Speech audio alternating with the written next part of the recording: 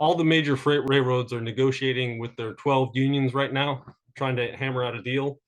They've been at this for about 3 years and have been unable to come to any sort of agreement. And there's a deadline coming up on Friday that will allow the unions to go on strike if they can't come to any sort of agreement.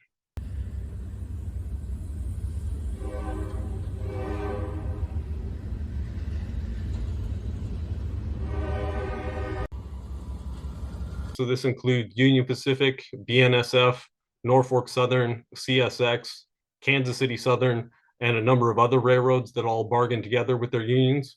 Um, those railroads are based all across the country, but they have tracks in every single state.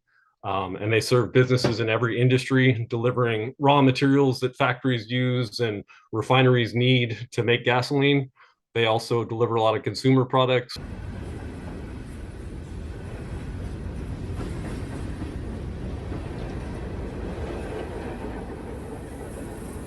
And the railroads themselves have said they support making deals based on those recommendations, and they've actually been able to reach agreements with 9 of their unions so far.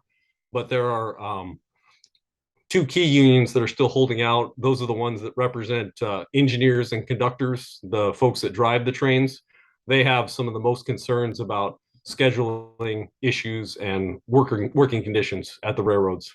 The labor secretary, Marty Walsh, is participating directly and trying to put pressure on the railroads and unions to reach a deal. He's been directly involved in the talks several times in the past week. He and other officials in the administration and Biden himself have been making calls to the unions and the railroads, trying to get them to agree to a deal and avoid a strike, hopefully.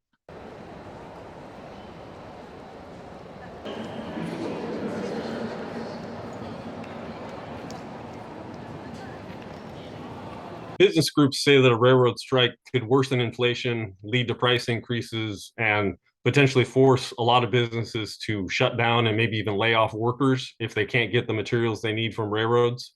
Uh, in one industry in particular, refineries are saying that this could affect gas prices if they can't get the shipments of oil and ethanol that they use to make gasoline.